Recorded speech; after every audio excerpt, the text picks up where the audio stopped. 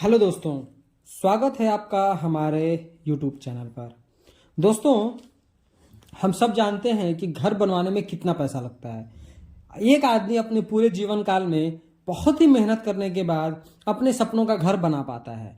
पर अगर ऐसा क्या हो कि जब घर बनकर तैयार हो, पेंट पुट्टी हो जाए, फिर उसके बाद दीवार के ऊपर जो अपने प्लास्टर किया है उसमें क्रैक आ जाए। आप सोच सकते हैं कि आपको कितना बड़ा नुकसान हो सकता है अगर इस तरीके की मिस्टेक आपके कंस्ट्रक्शन में हो रही है।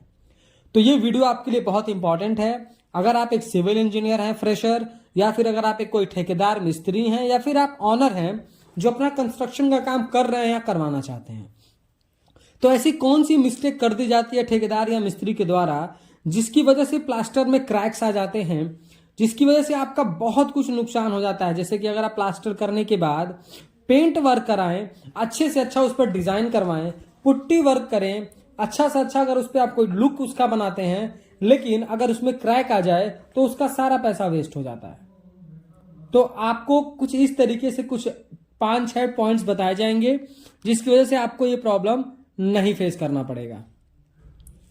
तो सबसे पहले हम बात करेंगे कि क्रैक्स आने की मेन वजह क्या है। तो दोस्तों, क्रैक्स आने के कुछ 5-6 रीजन हैं। ये छोटी छोटी ही गलतियां हैं, बहुत बड़ी गलतियां नहीं है, लेकिन इनकी वजह से ही क्रैक्स आता है, कोई और इसके अलावा दूसरा रीजन नहीं है। तो सबसे पहले दोस्तों, प्लास्टर करने से पहले आप जिस ब्रिक वर्क पर प्लास्टर करना चाहते हैं, आप उसकी क्यूरिंग अच्छी तरीके से कर लें।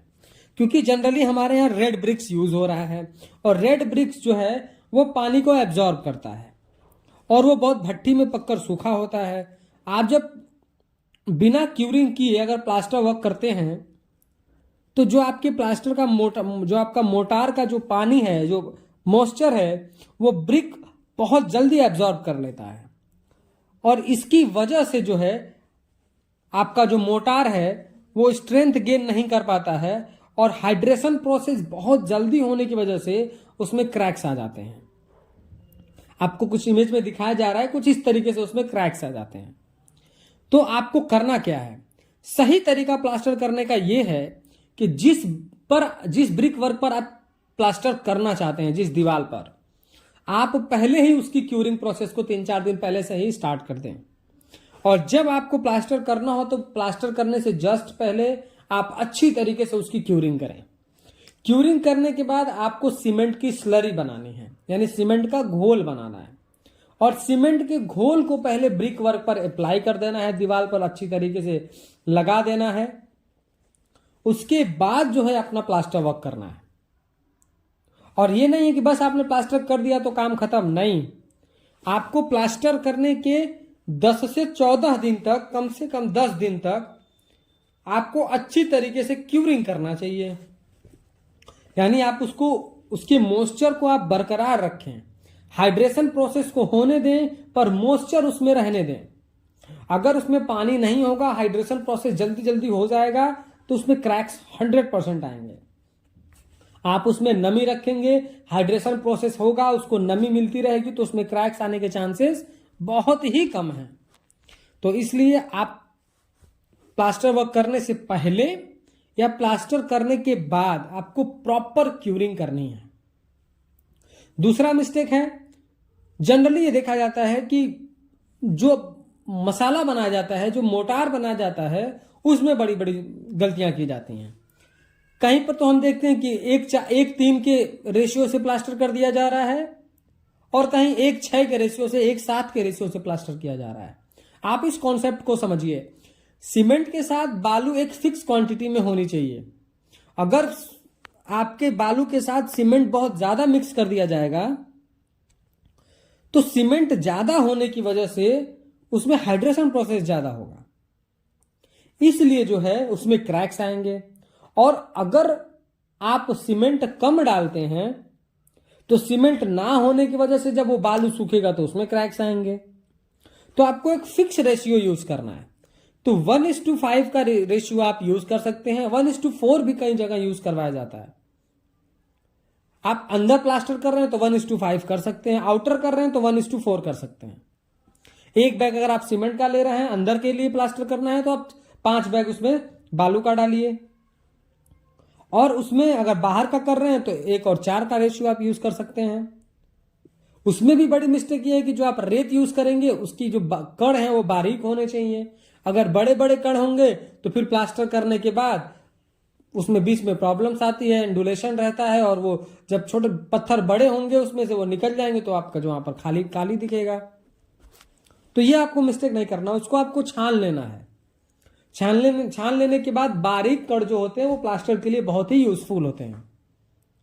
तीसरा जो है, जैसे मान लीजिए कि आप घर बनवाए हैं तो आपने कॉलम भी लगाया है और आपने ब्रिक भी लगाया है।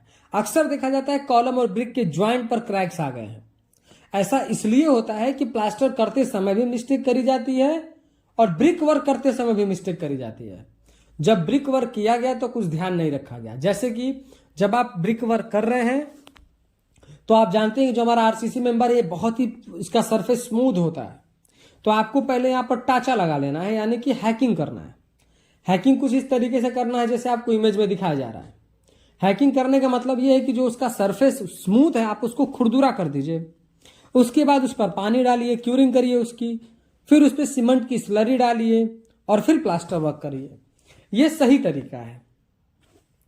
उसके बाद जब आप ब्रिक वर्क कर ले रहे हैं, आपने पहले हैकिंग करा, सीमेंट की स्लरी लगाई, ब्रिक वर्क करा, और उसके बाद जब ब्रिक वर्क आपका कंप्लीट हो, जब आपको प्लास्टर करना है तो हर बीम, कॉलम या जहां पर ज्वाइंट्स है ब्रिक वर्क के साथ, वहां पर आपको मुर्गा जाली, चिकन मेश यूज करना है, आपको जिस तरह वीडियो में दिखाया जा रहा है।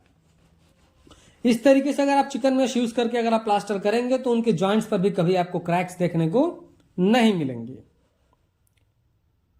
अगला दोस्तों मिस्टेक जो है, जो पॉइंट नंबर 4 है हमारा, वो है प्लम्बिंग और इलेक्ट्रिकल वर्क जो हमारा होता है उसमें जो मिस्टेक करी जाती है।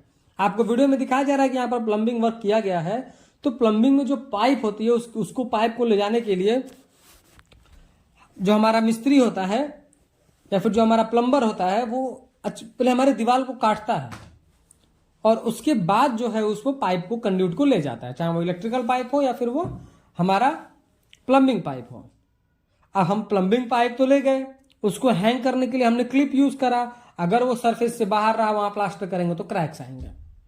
या फिर जो गैप्स बड़े बड़े रह जाते हैं, प्लास्टर करने के समय इमीडिएट उसको फिल करेंगे आप, तो उसमें मोटार आपको ज्यादा डालना पड़ेगा, जिसकी वजह से मोटार की थिकनेस ज्यादा है तो उसमें क्रैक्स आएंगे। तो सही तरीका क्या है? सही तरीका यह है कि अगर आपने ज्यादा कटिंग दिया है तो आप चिकन मेश यूज करिए। पहले अंदर का आप फिल कर लीजिए सीमेंट से, सीमेंट मोटार बनाइए आप और उसको अच्छे से फिल कर दीजिए, फिर उसके ऊपर चिकन मेश यूज कर लीजिए।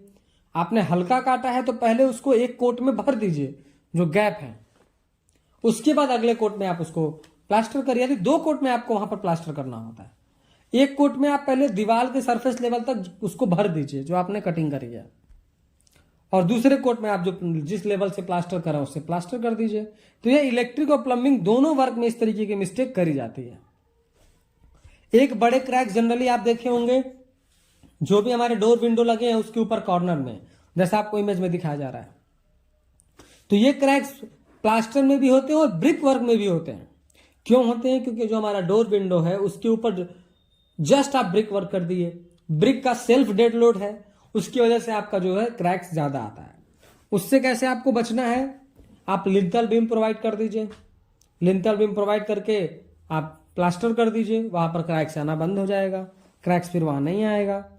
लेकिन यहां पर मिस्टेक करी जाती है, जब कंस्ट्रक्शन किया जाता है तभी ये मिस्टेक हो जाती है, फिर बाद में आप प्लास्टर कर देते हैं और आपको क्रैक्स दिखता है।